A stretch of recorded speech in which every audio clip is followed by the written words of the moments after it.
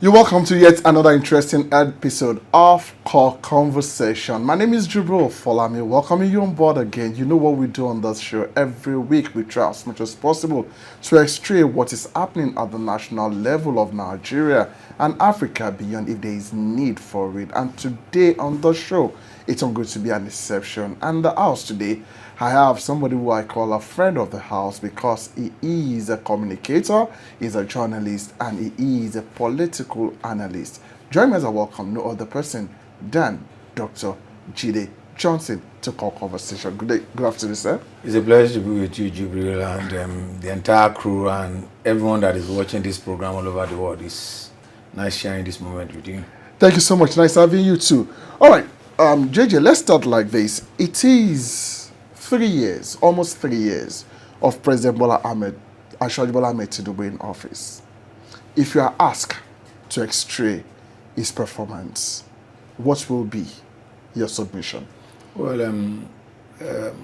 I think doing a sector by sector analysis will be better to give an overview of his administration, because in some sector the president has really done well, and in some sector the president has really has not done well. Let me put it that way. But probably at the end of the day, we might be able to come to a generic conclusion in terms of how that will guide when I arrive at my conclusion with respect to general rating. For example, if you look at it in terms of infrastructure, no matter how you want to look at it, the 3 years that David Umahi, as Minister of Works, that he has done, if you compare it to the 8 years of the Minister of Works under Buhari's administration, that's comparing in terms of infrastructural development of Buhari administration with Tinubu's administration. You agree with me that the Tinubu administration has surpassed the Buhari administration because of his years. Yeah, of his 8 years in terms of infrastructural development, in terms of road construction, in terms of the quality of the road constructed, in terms of I'm not a fan of Umahi. Are you getting my point? But honor must be given to whom it is due. Flower must be given to whom it is due. If you look at the quality of roads that have been constructed, if you look at the span of the roads, and if you look at the time they've used to construct that road, for example, you recall when the turnaround maintenance of Third Mainland Bridge was done under Brad administration, how many months did it take? You look at the turnaround maintenance of Third Mainland Bridge by David Umahi. Tinubu administration with Umahi in charge. Look at the time span. So you can't controvert the president when it comes to his administration, when it comes to infrastructure. In the areas of education. But before you move into education, but there's this argument that it's a template of Buhari administration that they are riding on. That, for example, now it was under Buhari's administration that we foresee for the first time in Nigeria where we have roads that are being used, concrete being used for road construction, that those are part of the templates. What do you say to this? Construction of roads was not even, let's give, and probably I hope Dangote will identify with your program, they will sponsor your program, because because invariably we are doing something for them. It's actually Dangote. And the exchange program the federal government had with Dangote and the construction of Lagos Apapa Expressway, and that created the impression that roads can be constructed using concrete and it lasts longer. It was an indication. So it was the public-private initiative, not a government initiative. And in response to that, you discover that BOA, I hope this organization will identify with your program because you are doing BOA is doing offer Irolu to Kwara, in Ilorin road through that pavement, passing through Federal Polytechnic offer in offer. So that government can learn from the private sector can learn from I'm not saying that the Buhari administration or Fashola did not do well, but we are doing the only way we make science of public administration, you have a comparative analysis, and then you have a comparative. You compare two governments to one another or to each other in this case now, and then you discover that in terms of infrastructure, this administration has really done well. In terms of the economy.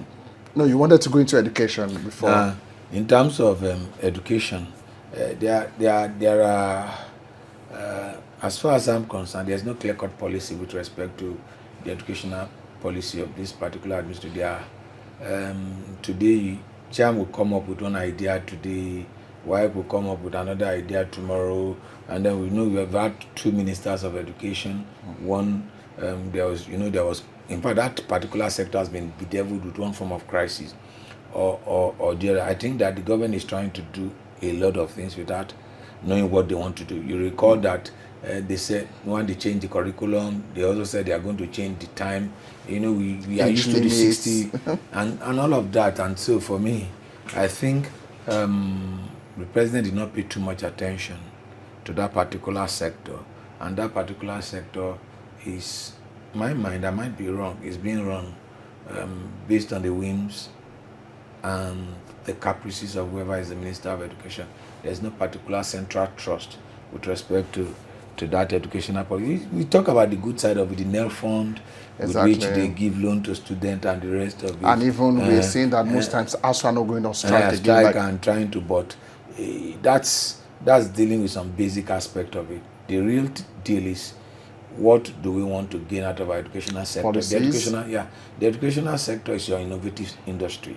Your growth, your economic growth, your societal growth is tied to the quality of graduates you produce and what type of graduates you want to, what type of programs are we encouraging, how many doctors are we needing in the next 10 years, how many engineers are we needing in the 20 years, how many nurses are we going to need. These are drivers. These should be the drivers of our educational policy. But what we usually have with our educational policy, if this minister comes in with his own policy, another minister comes in with his own policy. So for education, I would think the administration, I would score the administration D. D. Yeah. As a lecturer, you're using that. Okay. I'll score the administration D. For infrastructure, I'll score the administration A. When you look at the economy, Nigeria is a monoproduct economy. One. Although the pains of today will be the gains of tomorrow. But there is one major problem with successive administration: their inability to clarify and communicate their intention. Now, if I ask you, go to an average man on the street, what is the economic thrust of this administration? What are the major drivers? You discover that it's about taxation, getting more revenue. If you get the revenue from the people, where do you use the revenue? Where did you put revenue? And some of the things some people have said is that, in the history of Nigeria, no government has given more money to the subnational, that's to the local government and the state government and whatever. They are getting more money, but are we getting more services in return?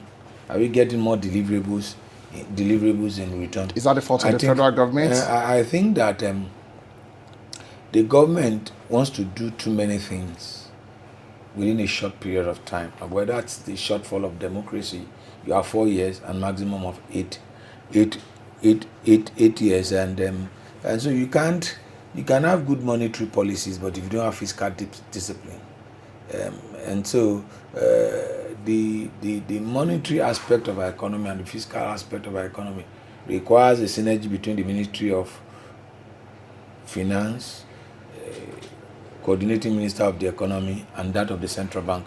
The central bank is that the governor of central bank. Central bank is in charge of the monetary policy. The ministry is in charge of the fiscal policy, and in most cases, there's no synergy. There's no. I don't know. In my little understanding as a layman, let me put it in perspective. I don't know the trust of this economy. Beyond the major thing we have seen concerning this economy is removal of subsidy, removal of fuel subsidy, and without taking into consideration the short-term effect of that.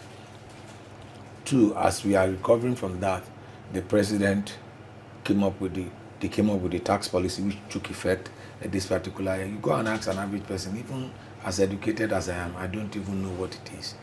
I drop my money in the bank. I send you money. the bank deducts money from me. The bank takes 6 naira 68 kobo or 50 something from your account. Imagine if the bank has, there are too many levels of taxation, and taxation does not grow the economy. The major problem, the trust of this administration economic policy is taxation, and taxation does not grow the economy. Higher taxes takes away money from the people. It not only takes away money from the ordinary people, it takes money away from investors, from small and medium scale enterprise, and people can't start business. And if you can't start business, you can't employ people, and if you can't employ people, government won't get more taxes from it. You discover that the policies of expansion of the economy, of growth of economy in other climes is reduction of taxes. I'll compare that with Trump administration. What did Trump administration do? What Trump administration did is to do what? Reduce taxes, cut regulations. And one of the major problems we're having is over-regulation. There are too many regulations. If you want to do business in Nigeria now, what's the ease of doing business? And that is an aspect that I believe that the government needs to look at. Let me give you a hypothetical so that viewers at home can really understand. Practical example. If all of us are banking and then I transfer money, because we have said that one of the things we do is that we want to reduce dependency on cash, and then the bank takes 6 naira 50 kobo from 100 million Nigeria in a day. Calculated. And they are taking more than that. There's 6 naira, and I'm keeping my 15 naira I'm keeping my money in the bank. The bank is charging me for keeping money in the bank. Things that are non-existent outside the shores of Nigeria are in existence, and that does not make life easier for the economy cannot grow. We can't continue to do the same thing the same way and expect a different result. For you to grow the economy, one, you must lower taxes. And two, you must reduce regulation. We are having too many regulatory bodies, too many control over that economy. So on the basis of the economy, I'll give the government. But there's this argument that this particular new taxation law is out there to really reduce the taxes that ordinary people pay. That more the people with higher income are paying more. What do you say to this? Let's wait for at the end of this year, and then we'll come to a conclusion whether the skeptics are right or whether the optimists are right. So that's when we can have. But from my own little understanding, the money that banks deduct from me, from running my account, from making transaction,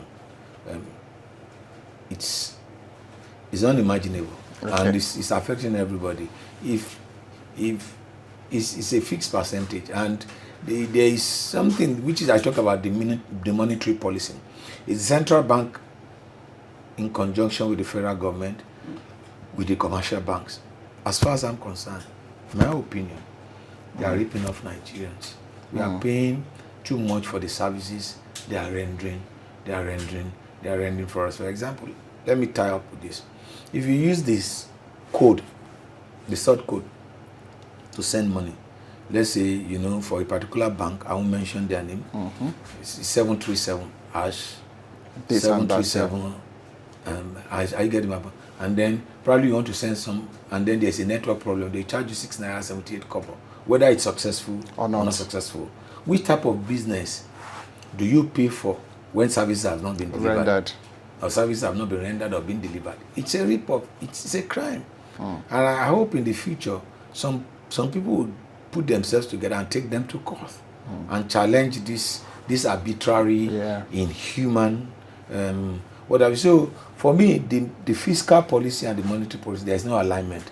As far as government is concerned, government is interested in getting revenue and sharing revenue to the subnationals. Are we getting something in return for the revenue that we are getting? So in terms of economy, without wasting much of our time, if I have to score this particular administration, I score them C. Generally, that's so it's been an average. It's been an average performance as far as I'm concerned. Nigerians are groaning. Nigerians are complaining. Things are not easy. A government is asking us to make sacrifices, but are the political class making sacrifices? No. The political class, they are buying more cars, they are buying more houses, they are living larger than life. You could see something that caught the eye of Nigerians over the weekend when a former union leader, a revered labor leader, turned politician using private jet. And what do you think will have happened to the career of a political class in Europe, in America, in Britain? The image of Adams Oshimole that we saw. What do you think will have happened to the political career of a politician like that in US or in England and what have you? Our political class have become so insensitive to our plight. But some people will argue that that's his personal life and he has made his money. Money from where? Which business? How much does he worth before he became governor? What was his worth after he became governor and he became senator? Look, I've told people, if you want to deal with corruption in Nigeria, let's go back to 1999 and let's bring the asset declaration. Majority of the players are still the same. Let's bring the asset declaration of 1999 that they declared for the code, because you contest in 1999. The forms are with the Code of Conduct Bureau. They are exactly there, the original form.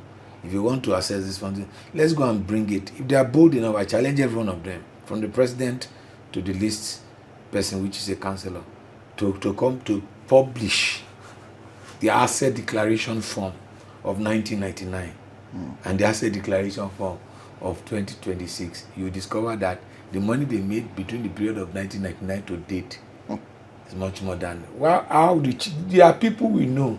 They are not people that we eat with them, we live with them. Yeah. How rich was the Senate president? How rich was he before he came into public office? How rich was the speaker before he came?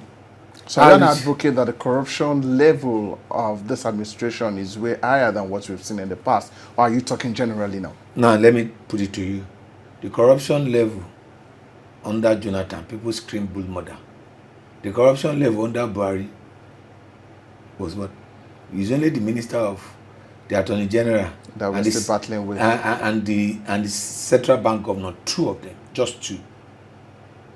Now you could come to a conclusion that if you touch every other minister, what will happen? What would happen? Because you have not put any system in place to check the corruption. How about the EFCC and the ICPC? Exactly. Every EFCC chairman, what happened to them? They leave the shares of this. They leave the office, quote unquote, in dishonor. I don't want to use the word disgrace. So what measures have we put in place to prevent what Malami did that was wrong? What measure? Every attorney general that we have had in this country, with the exception of there's not even an exception. Every attorney general, from Mandoka to Malami, every one of them, which one of them did not have problem after they left office? And so, what is it that probably the mistakes that Malami made while in office, quote unquote, the abuses, the overreach, don't let me use the word, the overreach Malami made while he was in office? What tells you that the present Attorney General of the Federation is not having that overreach? We can have a test case of Osun State local government fund. A test case of Osun State local government fund. There's an overreach from the Attorney General, basic interpretation of the Constitution with respect to which is the legitimate local government council, and who can assess money, and who can give directive with assessing money. So basically, we have not put one of the major things that the progressives in Nigerian political landscape they talked about before they came to power in 2015 is restructuring. Is what? Restructuring. Is restructuring. They will restructure the structure. We'll make sure that we give power to the subnational and the rest of it. Have they done it? No, they've started with the creation of the regional development centers. By the center. Creating regional development center for the subnational. Controlled by the center. Funded by the center. It's playing to the gallery, bro.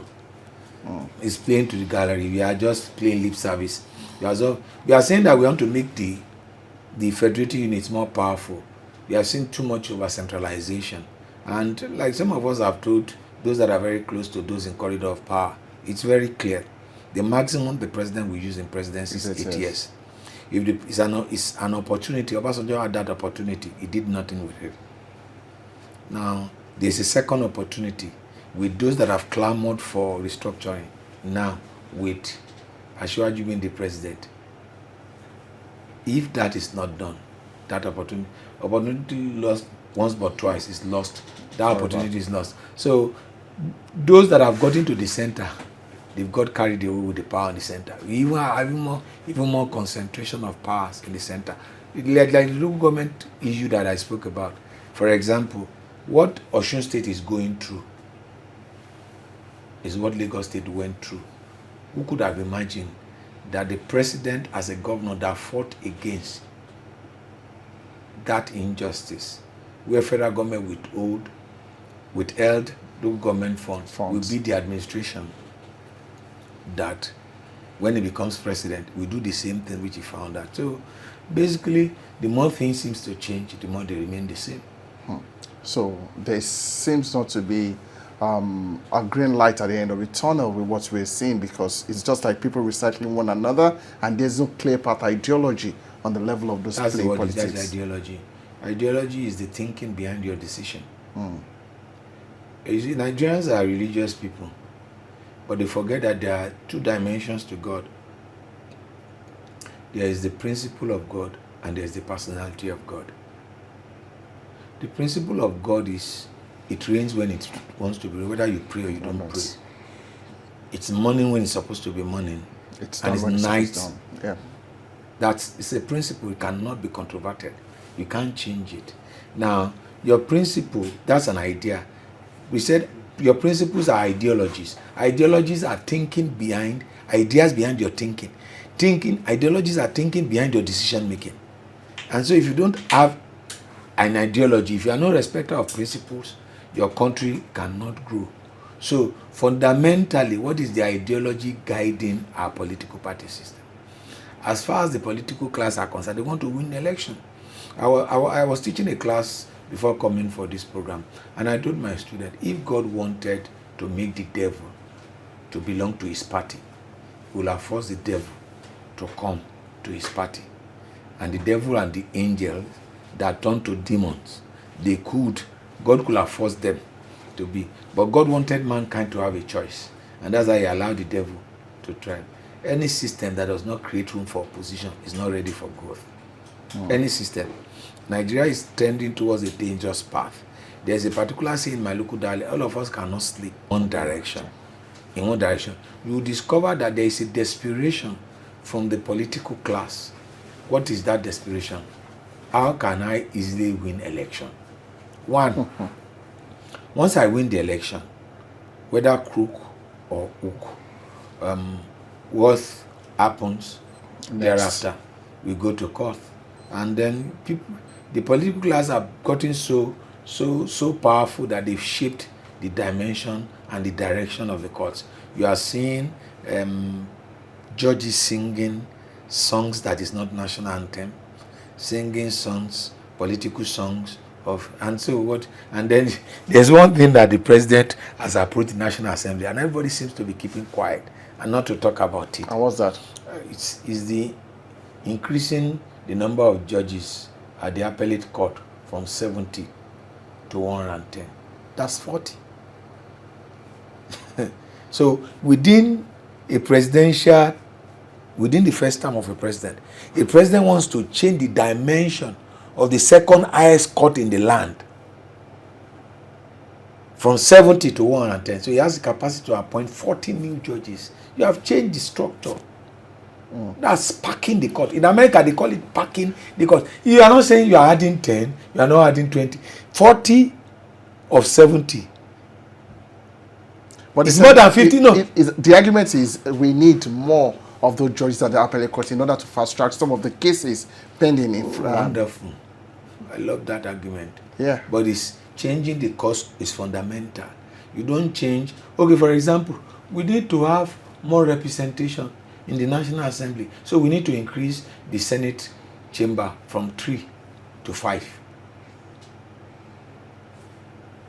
Whatever argument you provide, I've told you the thinking behind your decision making are what is called principle or ideology. But I've explained what an ordinary mind was not paying attention to. The judiciary is an important, for you to have a viral democracy, the judiciary must be independent. All you need to do, I challenge you to send your crew to go out and to ask people about their opinion of the judiciary in Nigeria, the credibility, the trust. I had a senior advocate of Nigeria here some weeks back, and he said the same thing, that a lot of reforms need to take place in the judicial and sector. so it's not about the reforms that need to take place because you increase the number. It's not about increasing the number. If you increase the number in terms of quantity and not having quality, what comes out of it? And don't forget that the first thing the president did when he became president is to improve the welfare of the judges, increase their salary, and the rest of it. And so, for me, as far as I'm concerned, this administration that's why it's called MC, has focused more on politics other than governance. It has focused more on politics other than governance. And politicking happens during election. Governance happen after you are sworn in. And so we will discover that what we have been talking about is about politics. Emphasis more on people. For example, you listen to some of the things some of the governors that have decamped, so that they can become part of the center, so that they can have more money. The money at the center is not APC money, it's Nigerian money. Exactly. The taxes the government are collecting are not collected on the basis of your political affiliations. They are collected on the basis of being a Nigerian. And so if the president, so every federating unit is entitled to be part and parcel of whatever the government is doing at the center. And so when you politicize deliverables of democracy, when you politicize dividends of democracy, like some people call it, but I prefer the word deliverable, when you politicize it, and this is what you get. And so what we have is governance suffering at the expense of politicking. So there's too much emphasis on politicking. All right, we've talked more about governance, like the way you broke it out, and I really want us to go into politics itself. It's quite alarming the rate we're seeing governors moving from one party to the other. 2027 is around the corner. Do you see APC retaining the presidential seats come next election cycle? One, for if you have two-party system, there are two major parties presenting presidential candidate. It will be APC will still win the election, but it will be a good run. So it will be. Now I'm coming. Okay. It will be a good run if you have two. But now we don't have to. Just like what was done for Jonathan in 2015. You know, if Kwankwaso had gone to another party, or Atiku had picked the ticket, Kwankwaso, Atiku, Buhari, all contested. They were all in. And then all of them buried their hatchet and they all supported Buhari, and then Buhari was able to defeat. The choice was between PDP or APC in 2015. I get it, in 2023, the choice was APC, Labour, and PDP. Now, if we go back to 2015 scenario, and then you have two parties, I can assure you it's not going to be easy, but based on the power of incumbency and game of number, I tell you, APC will win, will win, but it will not be a smooth ride. And the fact that a party has a governor, I'll say this hypothetically, and I say this with all my chest out. For example, I'm saying hypothetically, for example, if the governor of Lagos State decamped to another party, and the party is thinking that the governor of Lagos State has decamped to his party, which structure does he have? The fact that the governor, I'm just using that as an example. I'm not saying, some of the governors, what structure do they even have, political structure do they have in their state? So you're saying that because the governor moved to another party doesn't mean, because the governor moved to a party doesn't mean that the entire state has gone. Some of the states APC, even the APC is going to win the presidency. Some of the states APC is going to lose.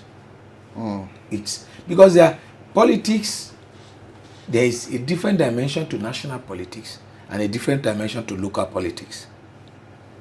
So for state-run election, for state House of Assembly election, for National Assembly election, for senatorial election, for gubernatorial election, it is not clear coast for some of the. For example, Dauda Lawal.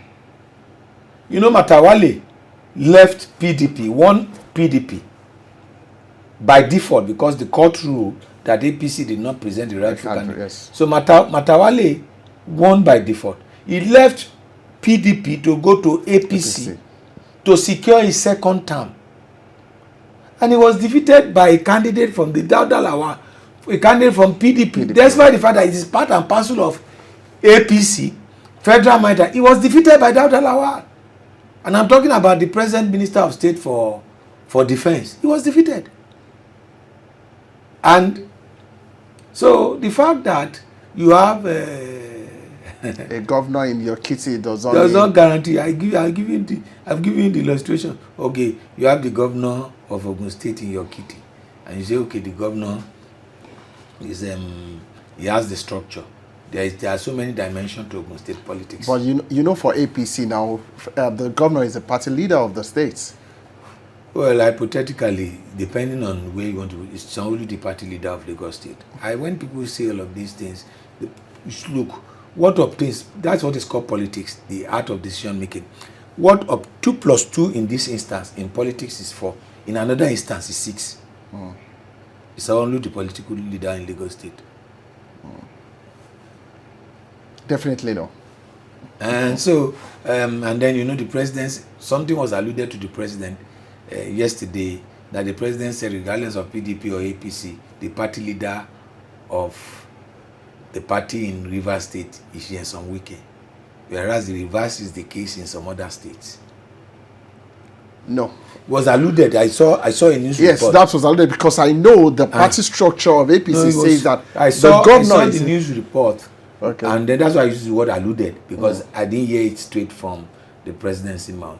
And so when people talk about the party leader and the party leader, and that's one of the fundamental flaws of our political structure. And that's one of the challenges we're having. The governor can never be the political leader. The governor was nominated by a party. So are you alluding to godfatherism here? No, the party structure, the party supremacy belongs to the members.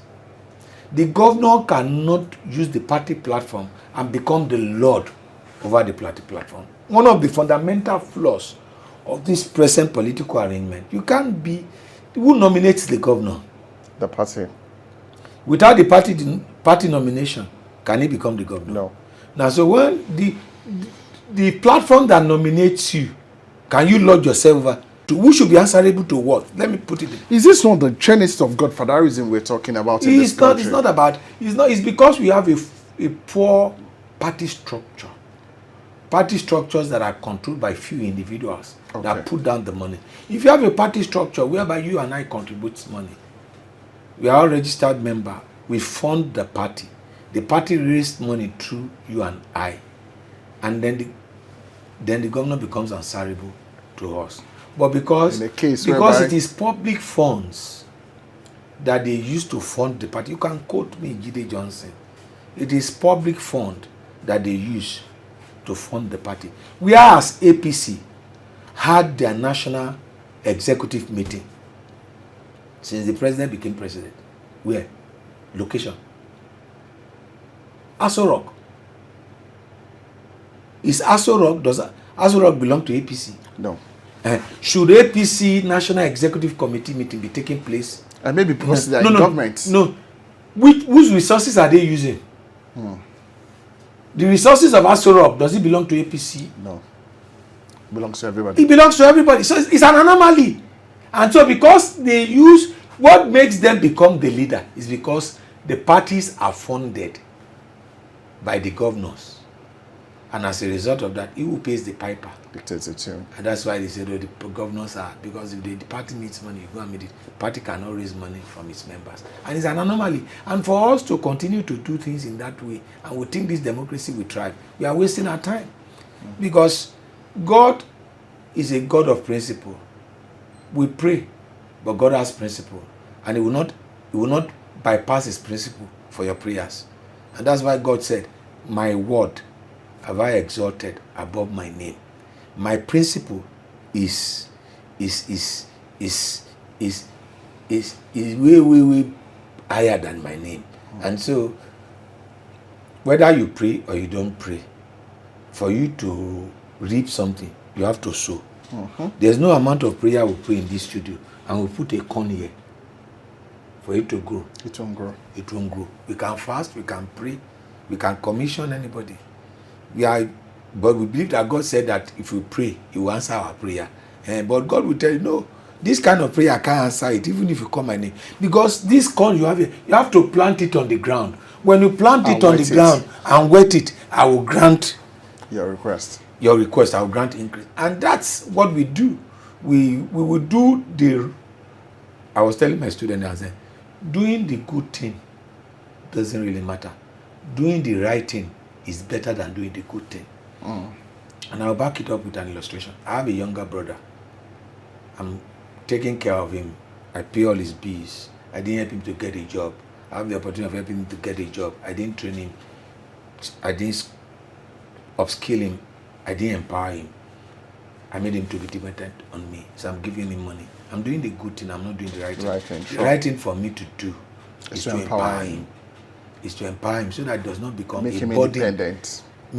It does not become a burden to my children when I die and he's still alive.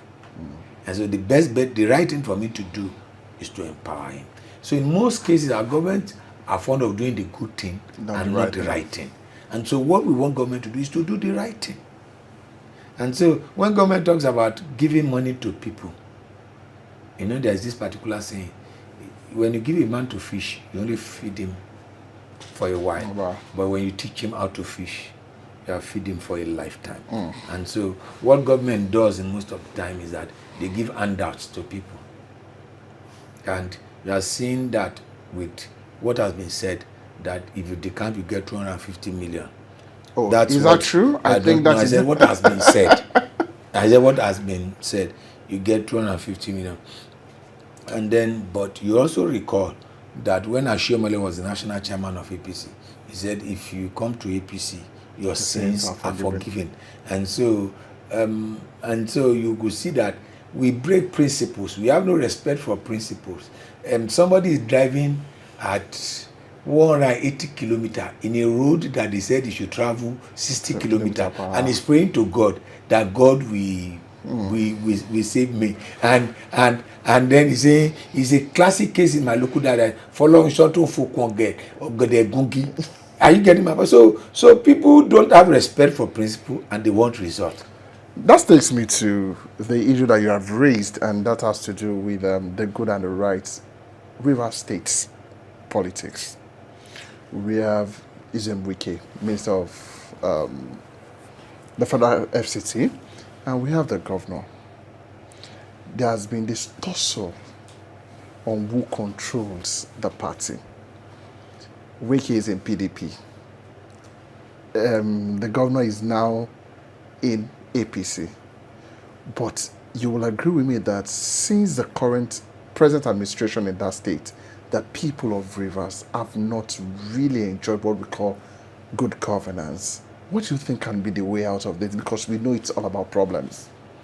Well, it's politics. And I've said it earlier that politics is affecting governance. Not even only at the state level, at the national level. Well, Wike is performing at the FCT because they're celebrating infrastructure. Infrastructure is the ABC. What did I say?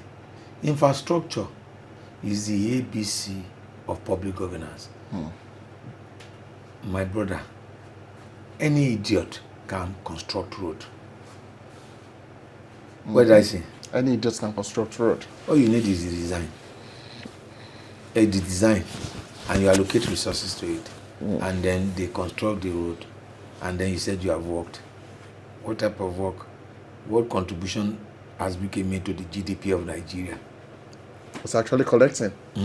Yeah, so what contribution have they made to the GDP of Nigeria? How many jobs have they created? What nice? No, Yeah, construction of road is also part of creation of jobs. It's not sustainable. That's service-oriented economy. It's not sustainable. What grows your economy is manufacturing sector. Is the manufacturing sector, and then has he created industrial estate in Abuja? I give you this. One of the major reasons why the Southwest grew at astronomical rate in the First Republic. You have the Lupeju Industrial Estate. Lupeju was under Western region. You have the Ikeja Industrial Estate. Yes. You have the Answani Industrial. They are all under Western region. You have the Agbara Industrial Estate. And then you have different farm estates across the land. The Southwest, yes. Yeah. Across the land and bread. And I asked you from 1999 to date, how many industrial estates has been created by governors, by the president? So if you are talking about Abuja, I'm coming. If you are talking about Abuja, as a minister of FCT, one of the things I will do, if given the power, is to allocate lands. Are you an investor? You want to invest, you want to establish companies, and what have you? We give you land, we provide you light, we provide the roads that leads to the place. When those companies are established, you employ people. Government, how many people can government employ? Government cannot take more than 10 to 15% of the entire labor force in the country. It is the private sector that employ a lot of people. And so when we said creating jobs with construction of roads, at the same time you are creating jobs for men and you are putting money in people's pocket. And so when people are talking that government is working, actually, let's look at the GDP growth. Let's look at the manufacturing sector. How many manufacturing jobs have you created? Not government jobs.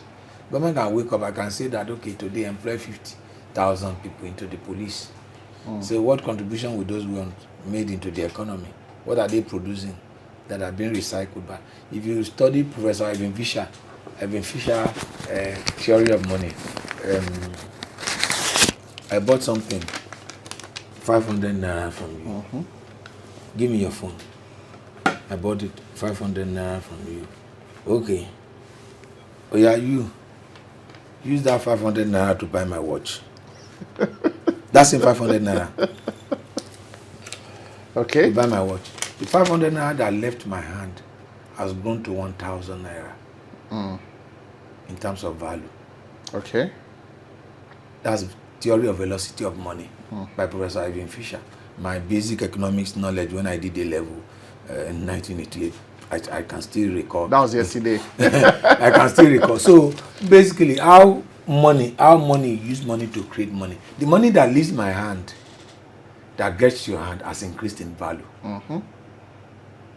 And that's how money increases. So you can't create money with government jobs. You create money with people in the private sector when people are fully employed. You can't create money with handouts. You create money when people are fully engaged and they pay taxes and they consume. It is the consumption of goods and services that contributes to your GDP. So the river case, the case in River now is as a result of the fact that politicians are not, they don't really know why they are there. Yeah, it's about, look, which job has Wike done before in his life, before politics? Which job has the Senate president done before in his life, before politics? So what do you think can be the way out? Because it's worrisome. It's worrisome when you see that a governor, whether you like it or not, 2 years gone down the drain, nothing meaningful in Rivers as far as we're concerned. So what do you think can be done, at least for the benefit of the people in River State? But the benefit of the people is for the governor himself to learn politics. To learn politics? Or are you saying to subdue himself for godfatherism? I cannot. I've said it. I cannot be the governor and I have 20 House of Assembly members against me. At least I win 10 to my side too. I'll play the politics. We can understand the power of policy, understand the power of events. No, he has said it. He turns every state function to an event. It turns every state function, official function, to an event. And out of sight is out of mind. And out of mind is out of contention. And so, basically, how often do you see Fubara in the news? Wike is even more in the news than the president. Wike is even more in the news than anybody in that cabinet. He understands the power of visibility. He understands the power of events. And so the governor is not playing it the way he needs to play it. But the reality of it is that take Minister of FCT away from Wike is nobody. Exactly. Can quote me. Exactly. Where is Amechi today? Amechi was all like, if you are talking about the most powerful set of human beings in APC during its formative stage, Amechi was one of them. During the formative stage and during the 8 years of Buhari, Amechi was all in all. It was the DG for the 2 elections. So and that's why most politicians don't want to leave the circle. So once they leave office, they are irrelevant because they came to power. Their source of leadership is by position. Leadership by position. But Ashwaji was out for so many years. Don't let us talk about that. Because if you go, Ashwaji was never out. Ask an average Lagosian. Who determines who goes to Alausa? Who determines what? When people say that, they can say that to a simple thing. Someone that knows next to nothing about Lagos politics. The truth is, it was never in office after I left the governor of Lagos until he became the president. Be out of office and still be in office. So other politicians can also do that. Can also do what Ashwaju did. Be out, not occupying anything, and still be in politics. If that's what your allusion is all about. Who controls the State House of Assembly in Lagos? No, but because he's the leader of the party. Wait now, you're asking me a question. Who controls the leader of the State House of Assembly in Lagos? Allegedly Ashwaju. I'm saying it with my chest out. It's Ashwaju. When Ashwaju was governor, did the State House of Assembly have independence like they enjoy now? No. It was after. One of the first things that happens after Ashwaju left the presidency was to the governorship of Lagos State. The governor of Lagos State. The governorship, was to make the assembly, the independence of the assembly from the executive. And that legislative autonomy was established, which was non-existent while he was there. And so one of the ways Ashwaju was in control through the assembly. Okay, when they impeached the speaker, where did they go and resolve the matter? Abuja. But Ashwaju is out of government. You can tell people that don't understand politics. No, you know on the surface level. Politics, there's a saying in my local dialect. When you see a leaf dancing on top of the river, the drama is somewhere. It's under the ground. So what I'm saying in essence is some of them can actually play the same role. They might not be occupying any political office, but at the same time still be controlling their party. If Ashwaju could do it. You know what goes for Lagos is the cosmopolitan nature of Lagos. The Ogun State, for example, is a traditional state. Osun State is a traditional state. Most of the other states are their ancestral states. There are ancestors in those states. You can't compare that with Lagos, which is cosmopolitan. The cosmopolitan nature, the free-willing spirit of Lagos gives room for that. In actual sense, you and I are Lagosian. Thoroughbred Lagosian. Proper indigenous of Lagosians. Yeah. Majority of the people controlling the affairs of Lagos are who? Non-Lagosians. Non-Lagosians. In actual sense, the criteria for you to get to governance in Lagos is worth. Could I be bold? Let's shake. Let's shake this table.